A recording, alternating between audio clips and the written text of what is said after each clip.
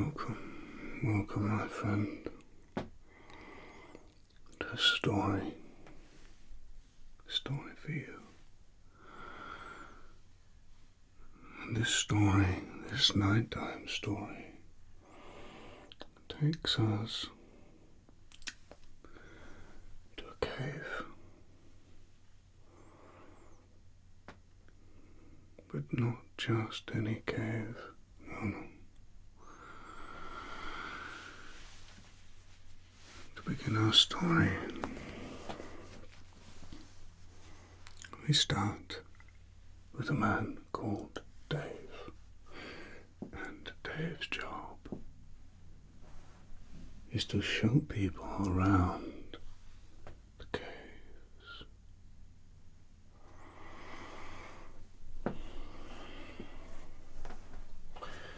You see,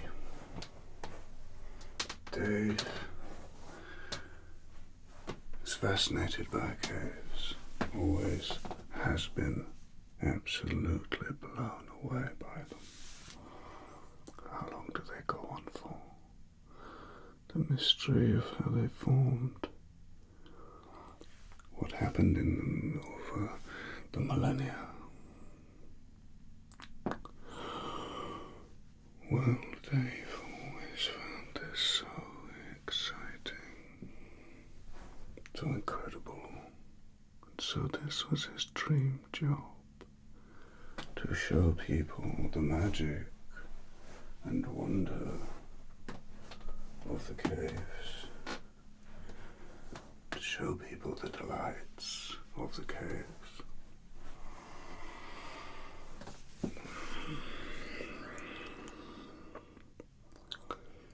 So, Saturday comes, and Saturday is always a busy day for the tourists. The tourists are fascinated, not just by the caves, but by Dave's enthusiasm for them. And so, he stands out the front of this particular cave. It happens to be his favorite one, and he says, "Are you ready? Are you ready? You for an adventure? There's more in this cave than you would ever believe."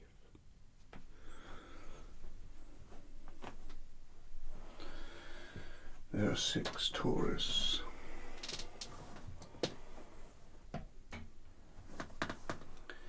3 men and 3 women,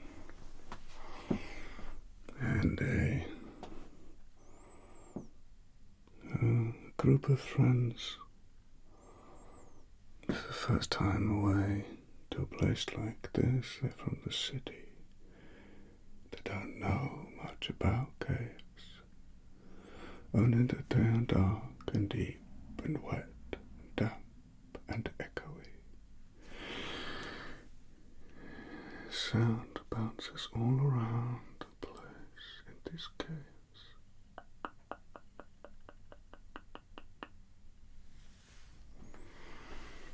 So they begin the descent into the darkness. There's a few small lights that light the way in the cave, but everything else is reliant upon headlamps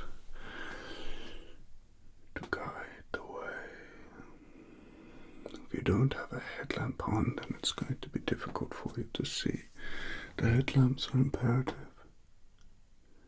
You must have one just up here. Otherwise, you could get lost. There are many tunnels in the cave. The cave expands like a maze, drifting, twisting, turning, mixing around, collaborating. Frees a bird as it wanders through the earth, not a place for you to get lost in. It's not a place you would want to get lost in at all, do you understand? Not a place for losing yourself.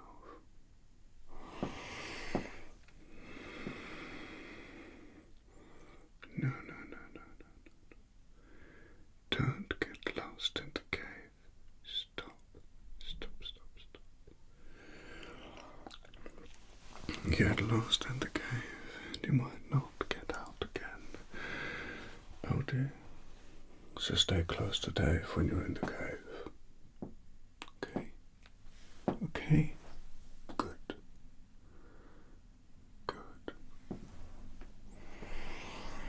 So,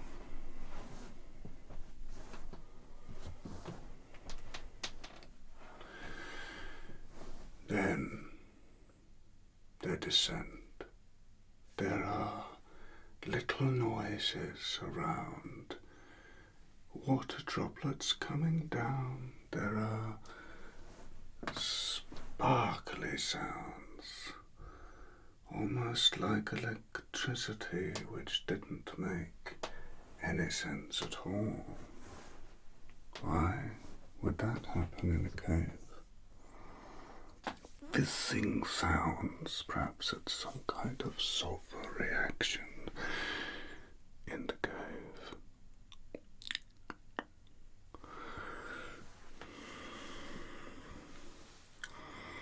One of the tour guides asked, "What is that noise?" Dave said, "There are more things down here than just moss and water."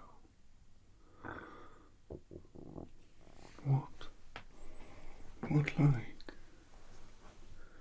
Well,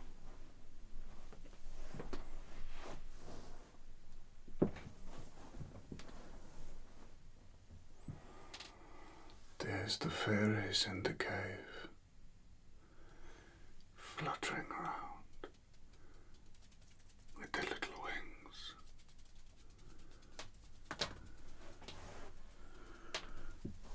But then there's the goblins as well. And sometimes they get on with the fairies, but sometimes they don't. The group laughed. What a marvellous little guide they had found in Dave, with his little stories. It was a break from the hustle and bustle of city life, something they appreciated. Combined with his enthusiasm, it really was an enjoyable walk. But then he said that, of course, there's the trolls, and they're not very nice. Stay away from the trolls, won't you? Stay away from those, because they're not very nice. And of course, there's the mutated crocodiles. "Oh," said one of the group, what are those?" "Well, they spent a lot of time down here. They got trapped down here. They can't see very well, but they can hear and they can smell. Stay away from the water's edge." Which was good timing, because they had just entered into an underground river area. There's water there. One of them could swear he could see something bubbling at the water. Perhaps the timing of this was planned by Dave.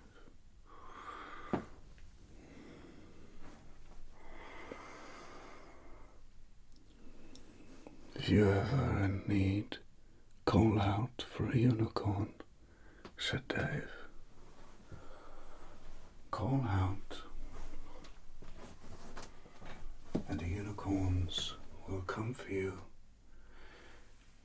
Their noses light the way.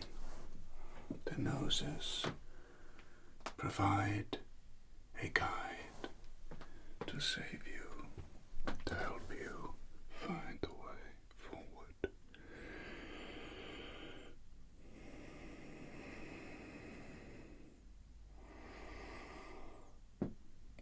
noses light the way. The horn on the noses.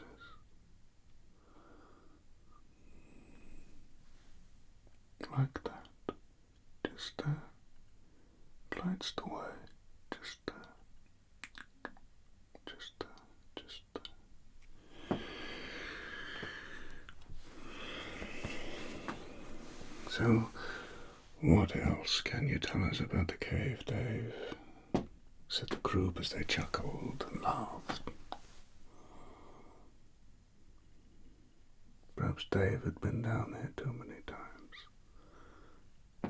Perhaps he is taking this a little bit too seriously. Perhaps he was being affected by the depths and the darkness of the cave. Perhaps.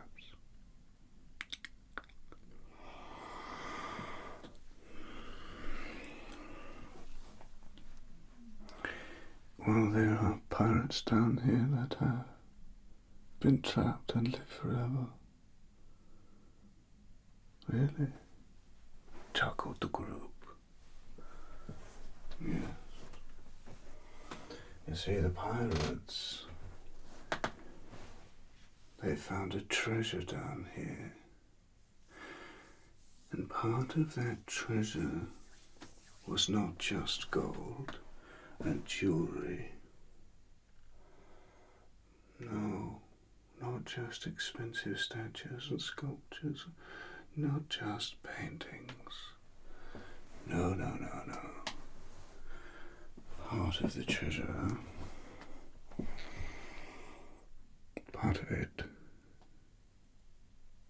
significant part of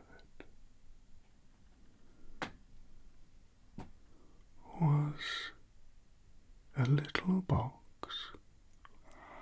And if you opened it and left your hand in there for 5 minutes and you read the inscription on the box, then what would happen is you would live forever.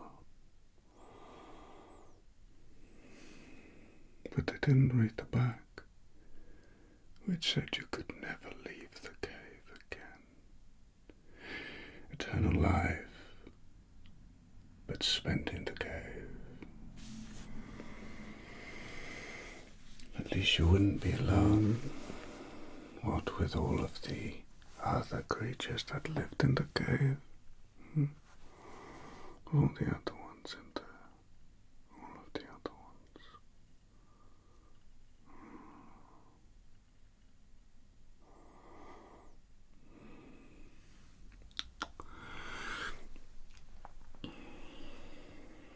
So what else is in this cave? Well, parrots from the pirates. They became very powerful, really. Yes, the parrots of the pirates became incredibly powerful. They were able to find a treasure that advanced their evolution. They became smarter than the pirates. Not before they had also placed a hand in the everlasting life box. No. So the parrots evolved to become more advanced than the pirates and live forever, trapped in the cave with the pirates. The parrots didn't like the way they were treated, always bossed around by the pirates. So they decided to teach the pirates a lesson, to chase them, scare them. As a result, the pirates stay away from the parrots, so the parrots have begun to build a very advanced civilization. They're trying to use science to work out how to be able to leave the cave, to break the spell, and to keep their everlasting life. If they do, they could take over the world. The group really was impressed with Dave's imagination, although they were starting to feel a little bit uncomfortable with just how serious his face was when he said all these things. Never mind, they thought. Even if Dave did suddenly turn on them, there were 6 of them and 1 of him. I'm sure Dave's all right. Just having a bit of fun with these stories, that's all. So where do the parrots live then, Dave? Said one of the group.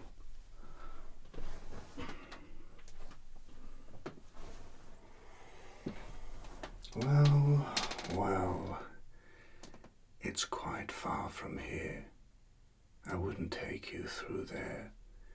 They don't like visitors, you see. They wouldn't take kindly to us going in, would be considered trespassing. We have no right to be here. You understand?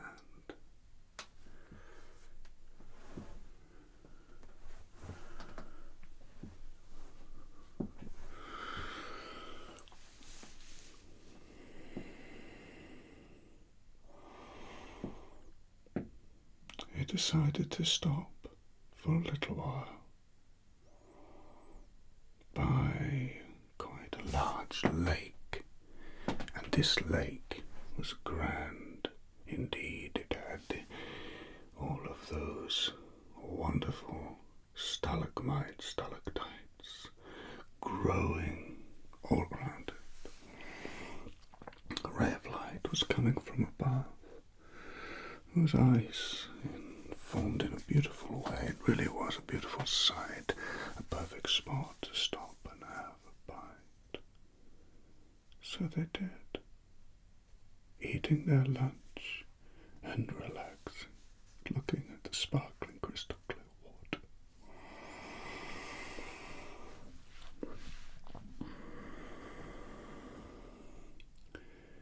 Then one of them noticed something. Flew just past the side of their head, just out of sight, in their peripheral vision, just off to the side like that. Very strange. What was that? Perhaps it was a dragonfly. They looked round, and they could have sworn they saw a body with wings fly off into the darkness. What was that? They said to Dave. Oh, that was a fairy. They chuckled. All right, Dave. But seriously, was that a dragonfly or something? It looked very strange. Like I said Dave, that was a fairy.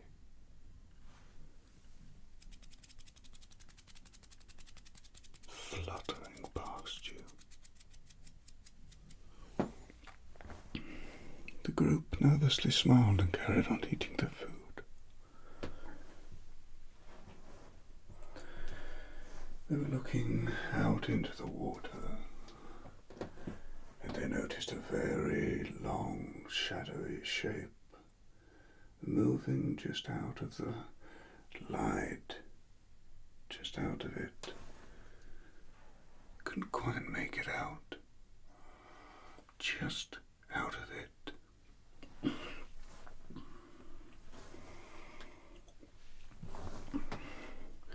What was that? Said one of the group. Was it a log? No, said Dave. That was a mutated crocodile. Don't go in the water. In fact, don't go anywhere near the water's edge.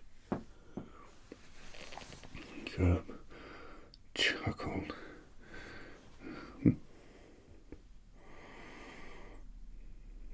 Next in the distance they saw a rather short, stocky, funny-looking thing. It had a very strange face. It shouted something incoherent and then ran off into the darkness. "What was that?" said one of the group. "Is there someone else down here?" said another. "Tourist group." "Ah, that was a goblin," said Dave. The group were getting nervous now. Perhaps Dave had got some friends to come and play some tricks. Of course, all that became very, very much suspected when a pirate walked around the corner. The way he was dressed was incredibly accurate.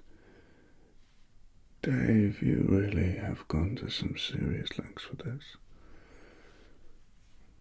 I mean, thanks for putting in the effort, but you really didn't have to do this." "I didn't," said Dave. "That's a real pirate."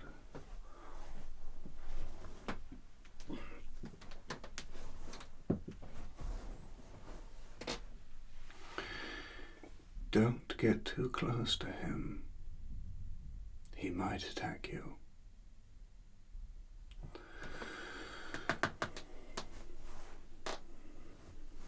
The pirate went over to the water's edge to fetch some water in their little drinking bottle. And just as they did, a giant crocodile leapt out of the water and grabbed their leg. The pirate got pulled into the water, pulling his sword out just in time. Then some kind of underwater battle took place out of sight with bubbles and water splashing everywhere. The group rose to their feet, absolutely stunned. Perhaps some kind of animatronic, some robot. This was perhaps a theme park-style ride installed by the owners of the cave. They were very impressed. After a few minutes, the pirate emerged, dragging the crocodile, dead, behind him, and off into the shadows.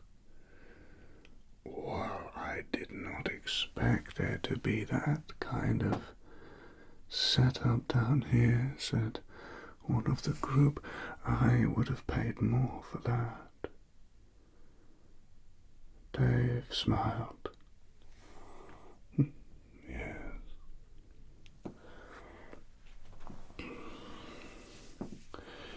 Dave told them that because of the incident, there may be more pirates coming, and where there are lots of pirates, the parrots might turn up, so we should probably leave. The group insisted they carry on, laughing off Dave's silly suggestion. But then they turned to see at least 50 pirates standing in the distance. Not, fortunately, in the direction they had come, but further in. "Okay, who are they? Oh, why have you got so many pirates to come down here?" Dave sighed. "As I explained, they are real pirates, and we really must go."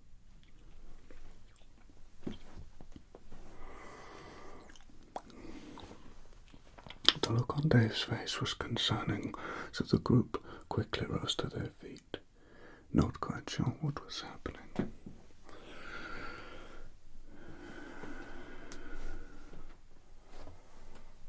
A flutter of wings is what came next.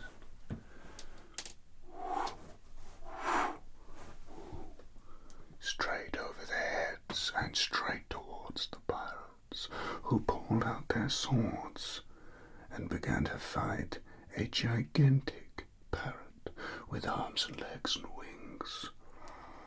You could tell by the look in its eyes it was intelligent. The group rose to their feet and ran towards the exit. Dave said, "Be careful, don't want to trip up and hurt yourself, but yes, do move quickly."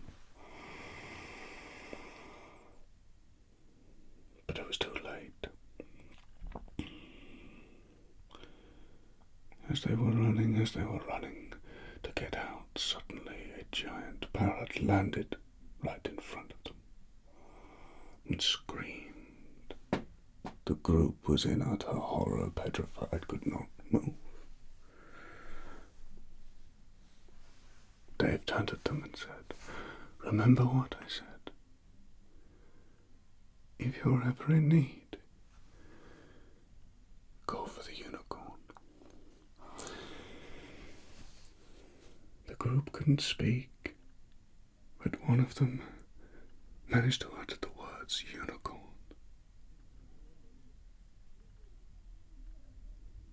A white light appeared just off to the right of them.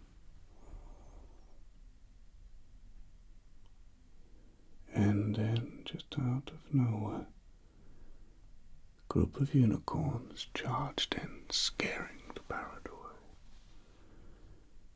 The unicorn looked at the group. "I'd go now if I were you." They ran, Dave trotting behind them, telling them to be careful. They ran until they got all the way out of that cave. They looked at Dave and said, "How could you take us in there?" And Dave simply looked at them and replied, "I did tell you as we were going."